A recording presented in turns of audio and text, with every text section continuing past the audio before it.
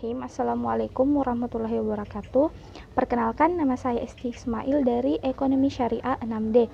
Di sini saya akan membuat video untuk memenuhi tugas ujian akhir semester dari mata kuliah Ekonomi Internasional. Perang dagang Amerika Serikat dan Cina. Pimpinan negara menilai bahwa ekspor itu sehat bagi perekonomian domestiknya. Namun, impor itu memperburuknya sehingga politik dagang tarif Cina impor dinilai jadi instrumen penting namun menciptakan perang dagang. Kebijakan Amerika Serikat adalah meningkatkan restriksi impor untuk menekan defisit perdagangan dengan Cina. Defisit perdagangan Amerika Serikat dengan Cina meningkat dari 371,8 miliar US dollar pada tahun 2016 menjadi 395,8 miliar US dollar pada tahun 2017. Cina bereaksi keras dengan menambahkan tarif impor terhadap 128 produk Amerika Serikat senilai 3 miliar US dollar dengan rincian 120 Amerika Serikat terkena ekstra tarif 15% dan 8 produk Amerika Serikat terkena ekstra tarif 25%. Selanjutnya, Cina menambahkan tarif untuk 106 produk Amerika Serikat senilai 50 miliar US dollar. Perang dagang penuh ketegangan dimulai tanpa bisa dipastikan kapan berakhirnya. Perang dagang adalah suatu manifestasi di dalam ketegangan antara dua ekonomi terbesar dunia. Jika berlangsung tiada henti, maka potensi masuk ke stadium perang ekonomi dengan dimensi-dimensi serta resonansinya meluas, baik antara dua negara dengan berbagai komoditas ekspor impornya, maupun mengajak negara sekutu-sekutu ekonomi masing-masing, dan banyak pihak memproyeksikan Cina menang dan timing inilah memunculkan era kebangkitan Cina dan era kemerosotan Amerika Serikat. Peter Navarro menyatakan ini adalah kematian oleh Cina atau death by China. Banyak negara akan mengalami kerugian dan kemunduran dalam perekonomiannya, sehingga disinilah dibutuhkan pemahaman bersama tentang tata kelola perekonomian yang berbeda tapi dapat secara harmonis. Memperkuat prinsip bermitra atau berdampingan, bukan bersaing, tapi menemukan tata kelola ekonomi baru dunia, menyatukan model perekonomian antara Barat dan Asia. Apabila Amerika Serikat menghambat perdagangan untuk produk ekspor Cina, maka memberi peluang bagi produk ekspor Indonesia ke pasar Amerika Serikat. Produk ekspor yang dapat memanfaatkan peluang pasar Amerika Serikat, terutama tekstil dan alas kaki. Sementara itu, ekspor Amerika Serikat ke Cina terbanyak adalah pesawat, kendaraan, biji-bijian, mesin-mesin, barang dari kayu dan plastik. Apabila Cina menghambat perdagangan untuk ekspor Amerika Serikat, maka membuka peluang bagi produk ekspor Indonesia ke pasar Cina. Produk ekspor yang dapat memanfaatkan peluang pasar Cina, terutama produk CPO. Amerika dan Cina akan mencari pasar baru untuk produk ekspornya dengan harga lebih kompetitif, dan pasar potensial untuk produk-produk tertentu adalah Indonesia. Inilah tantangan sekaligus ancaman bagi Indonesia. Hubungan bilateral. Hubungan bilateral adalah jenis hubungan yang melibatkan dua pihak. Biasanya digunakan untuk menyebut hubungan yang melibatkan hanya dua negara, khususnya suatu hubungan politik, budaya, dan ekonomi di antara dua negara. Hubungan bilateral juga berlaku untuk negara yang bekerja sama dengan sebuah organisasi besar dunia dalam berbagai bidang. Contohnya seperti Indonesia dengan PBB, Indonesia dengan OKI atau Organisasi Kerjasama Islam, Asia Pacific Economic Community atau APEC. Terus yang kedua yaitu hubungan bilateral dari segi wilayahnya. Hubungan bilateral dari segi wilayahnya terbagi menjadi dua, yaitu kerjasama regional dan kerjasama internasional. Kerjasama regional yaitu kerjasama yang dilakukan oleh negara-negara yang berada di kawasan satu rumpun. Misalnya kerjasama yang dilakukan oleh negara-negara di kawasan Asia Tenggara. Yang kedua yaitu kerjasama internasional, kerjasama yang dilakukan oleh julukan negara-negara di dunia tanpa mengenal batas wilayahnya. Yang ketiga itu hubungan berdasarkan jumlah anggotanya. Terbagi menjadi dua, yaitu hubungan bilateral dan multilateral. Di mana hubungan bilateral yaitu kerjasama yang dilakukan antar dua negara saja. Sedangkan multilateral yaitu bentuk kerjasama antar negara yang dilakukan oleh beberapa negara yang jumlahnya lebih dari 2 negara. Dalam hubungan bilateral, kita harus memperhatikan ketiga hal berikut, yaitu 1. Memelihara kepentingan nasional, 2. Memelihara perdamaian, ketiga, meningkatkan kesejahteraan ekonomi. Ekspor dan impor. Ekspor adalah perdagangan yang mengeluarkan barang dari dalam keluar wilayah pabean suatu negara dengan memenuhi ketentuan yang berlaku. Sedangkan impor menurut Undang-Undang Kepabeanan adalah kegiatan mengeluarkan barang dari pabean di mana barang yang dimaksud terdiri dari dalam negeri, barang dari luar negeri, barang bekas atau baru. Ekspor dan impor pada hakikatnya adalah suatu transaksi yang sederhana dan tidak lebih dari membeli dan menjual barang antara pengusaha-pengusaha yang bertempat di negara-negara yang berbeda. Namun, dalam pertukaran barang dan jasa yang menyeberangi laut dan darat ini, tidak jarang timbul berbagai masalah yang kompleks antara pengusaha-pengusaha yang mempunyai bahasa, kebudayaan, adat istiadat, dan cara yang berbeda-beda. Dalam ekspor impor terdapat pajak, yaitu pajak atas impor atau ekspor. Biasanya dikenakan untuk meningkatkan pendapatan atau untuk melindungi perusahaan domestik dan persaingan barang impor. Dalam ekspor impor juga terdapat dumping, yaitu politik dagang yang menetapkan harga jual di luar negeri lebih rendah dari harga normal. Tujuan dumping adalah untuk meningkatkan pangsa pasar di luar negeri dengan mematikan persaingan. Selanjutnya yaitu tarif proteksi efektif sebagai kenaikan proporsional pada nilai tambah suatu industri yang merupakan hasil komprehensif struktur proteksi terhadap output dan input industri. Tujuan utama dari pengenaan tarif antara lain untuk melindungi industri domestik serta mempengaruhi alokasi sumber daya dalam berbagai macam industri. Otoritas ekonomi dalam hal ini, aparat pemerintah harus benar-benar memahami kebijakan tarif, karena pada gilirannya alokasi sumber daya akan mempengaruhi kesejahteraan rakyat pada umumnya. Terlebih, sebagai agen ekonomi, pemerintah memiliki peran ganda. Selain dapat berperan sebagai konsumen, juga dapat pula sebagai produsen untuk barang dan jasa tertentu. Oleh karena itu, tindakan yang dilakukan aparat pemerintah akan berdampak luas. Selain mempengaruhi perubahan harga barang, juga alokasi sumber daya. Dan yang tak kalah pentingnya adalah peran pemerintah selaku pembuat kebijakan, termasuk dalam hal ini penentuan tarif serta pemungut pajak. Jadi, sebenarnya dalam kegiatan ekspor impor tidak terlepas dari oknum-oknum yang ingin mengambil keuntungan di dalamnya, seperti halnya dumping demi menguasai pangsa pasar, bahkan rela menurunkan harga barang di bawah dari harga normal. Selanjutnya, kebijakan luar negeri Indonesia dalam perdagangan internasional. 1. Kebijakan politik proteksi.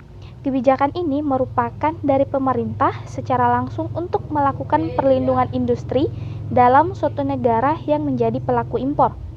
Proteksi ini bertujuan untuk memperluas lapangan pekerjaan, membuat produksi dalam negeri menjadi maksimal, menjaga kestabilan perdagangan internasional, dan memelihara tradisi perdagangan. Yang kedua, kebijakan bea cukai dan tarif perdagangan.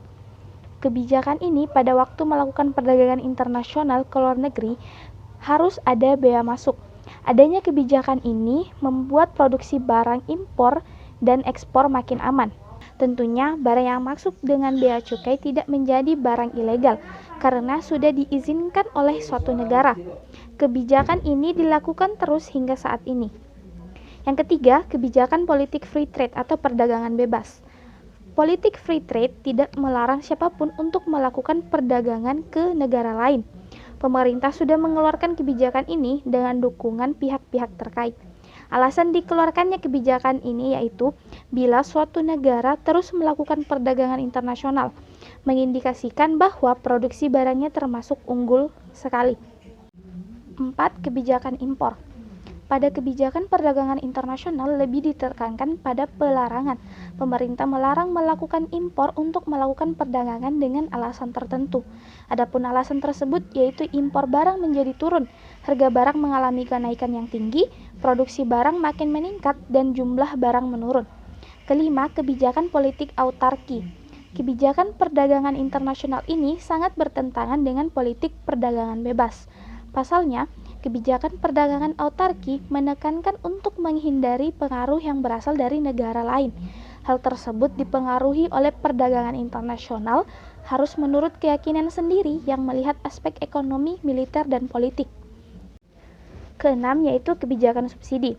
Perlu diketahui bahwa kebijakan subsidi merupakan pembatasan yang dilakukan pemerintah untuk menutupi harga barang produksi. Kebijakan ini memberikan dampak dari perdagangan internasional. Dampaknya yaitu harga barang tetap, produksi barang dalam negeri meningkat, impor barang turun, dan jumlah barang pada pasar tetap. Yang ketujuh, kebijakan kuota. Perdagangan internasional identik dengan produksi barang yang dikirim ke luar dan dalam negara. Tidak semua barang yang dapat masuk ke dalam suatu negara karena harus dilakukan penjaringan. Tujuan penjaringan yaitu untuk pembatasan kuota supaya barang yang masuk dan keluar negara menjadi seimbang. Pada umumnya, kuota diterapkan pada beberapa contoh komoditi seperti kayu gaharu, buah kentang, bawang merah, beras organik, dan beberapa komoditi lain sejenisnya. Yang kedelapan yaitu kebijakan dumping. Pemerintah mengeluarkan kebijakan dumping yaitu sebagai diskriminasi harga. Penjualan barang yang dilakukan oleh produsen lebih murah bila dalam negeri. Berbeda kalau penjualan ke luar negeri, barang bisa dipatok lebih mahal. Hal ini berpengaruh pada kurva permintaan yang lebih inelastis. Yang kesembilan, kebijakan premi. Kebijakan ini terlihat sangat fantastis karena premi atau sebuah bonus akan diberikan pada produsen yang mencapai target penjualan dari pemerintah. Biasanya, target penjualan ini hanya diketahui oleh para pelaku perdagangan internasional. Pemerintah akan membayar hasil produksi untuk beberapa unit pada barang yang akan diekspor. Yang ke-10, kebijakan larangan pembatasan ekspor dan impor. Biasanya, suatu negara tidak menyetujui penjualan produk dari negara tertentu. Hal ini disebabkan oleh produk tersebut tidak dibutuhkan oleh suatu negara, sehingga ada kebijakan larangan ekspor yang dikeluarkan pemerintah. Demi adanya proses kelancaran perdagangan, maka kebijakan larangan ekspor ini sudah diterapkan sejak dulu. IMF, World Bank, APEC, OPEC, ASEAN, Uni Eropa, dan pengaruhnya terhadap perdagangan Indonesia. IMF mendorong kerjasama moneter internasional dan menyediakan saran kebijakan dan dukungan pengembangan kapasitas untuk membantu negara-negara membangun dan mempertahankan ekonomi yang kuat. IMF juga memberikan pinjaman dan membantu negara-negara merancang program-program kebijakan untuk mengatasi persoalan neraca pembayaran. Pinjaman IMF berjangka pendek dan menengah dan sebagian besar didanai dari kumpulan kontribusi kuota yang disediakan anggotanya.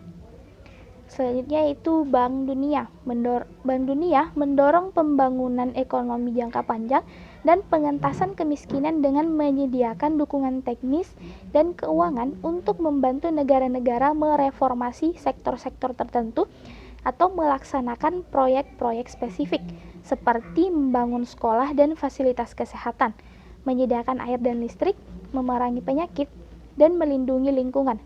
Bantuan Bank Dunia umumnya berjangka panjang dan didanai melalui kontribusi negara anggota serta melalui penerbitan obligasi. Selanjutnya, wajah Indonesia di mata dunia dari segi ekonomi, yaitu dari saya mengambil dari sektor pertanian. Sektor pertanian di Indonesia masih menjadi salah satu aspek penting sebagai roda penggerak ekonomi negara. Hal ini dikarenakan pertanian dari segi produksi menjadi sektor kedua paling berpengaruh setelah industri pengolahan. Sedangkan bila dibandingkan sektor lainnya, pertanian masih berada di posisi teratas selain sektor perdagangan dan sektor konstruksi. Terdapat klaim pemerintah bahwa pendapatan domestik bruto pertanian Indonesia meningkat tajam dalam 5 tahun terakhir. Pembangunan pertanian terbukti telah ikut andil dalam mendorong pertumbuhan ekonomi Indonesia, baik dalam jangka pendek maupun jangka panjang. Hal ini membuat sektor pertanian Indonesia dilirik oleh dunia internasional dan mampu mengangkat citra Indonesia di mata dunia, terutama sebagai negara agraris yang cukup produktif. Tentu saja, ini memberikan sinyal kalau Indonesia semakin kompetitif di kancah internasional. Dengan sistem yang dibuat, maka masyarakat hanya perlu menunggu saja bagaimana sektor pertanian Indonesia berkembang ke depannya. Saham internasional. Saham internasional adalah saham yang dipasarkan secara global. Tempat memperdagangkan saham disebut dengan bursa saham. Selain itu juga biasa disebut dengan bursa efek, yang merupakan tempat untuk memperdagangkan saham termasuk juga instrumen finansial lainnya.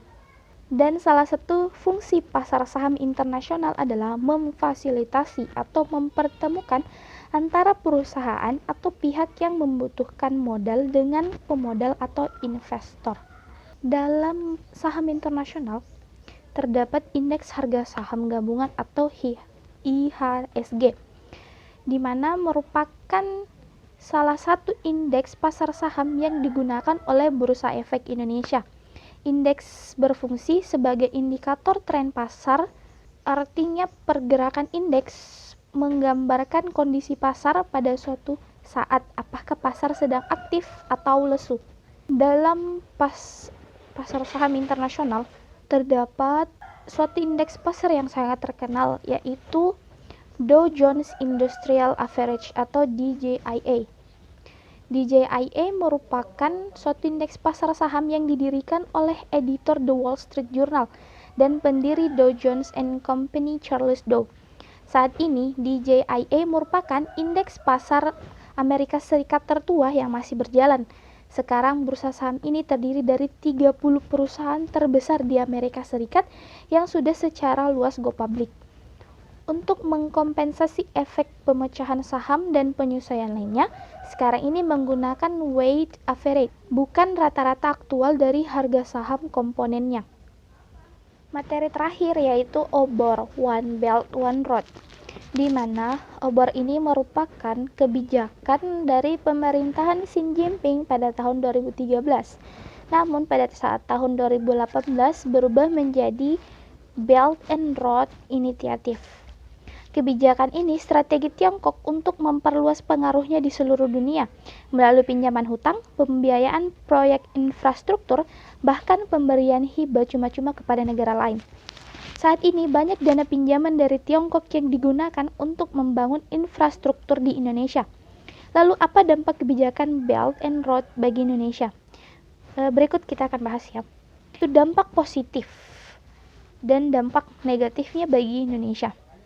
Dampak positifnya adalah pembangunan dalam negeri terutama infrastruktur fisik di berbagai bidang bisa terrealisasi dengan adanya bantuan dana baik bentuk hibah maupun pinjaman dalam bentuk utang. Kemudian bisa mendorong pertumbuhan ekonomi dan dari aktivitas pembangunan yang dilakukan. Kemudian bisa mendorong pertumbuhan ekonomi dari aktivitas pembangunan yang dilakukan. Dampak negatifnya adalah secara ekonomi akan mengalami ketergantungan utang yang menyebabkan Indonesia sulit untuk melunasi dalam jangka pendek. Dan tentu selama proses pelunasan utang itu, semua keuntungan dari proyek yang dibangun dari dana pinjaman akan mengalir keluar sehingga keuntungan yang dinikmati oleh masyarakat yang sesungguhnya sangat kecil. Pertumbuhan ekonomi hanya berdampak semu kepada masyarakat karena hanya meningkatkan kuantitas transaksi, volume dan kegiatan ekonomi saja, bukan meningkatkan kualitas pembangunan dan kualitas pertumbuhan ekonomi. Maksudnya adalah pertumbuhan ekonomi dari kegiatan ekonomi yang didorong dengan dana pinjaman tidak mencerminkan pertumbuhan ekonomi yang sesungguhnya. Sekian materi yang saya sampaikan. Kurang dan lebihnya mohon dimaafkan. Wassalamualaikum warahmatullahi wabarakatuh.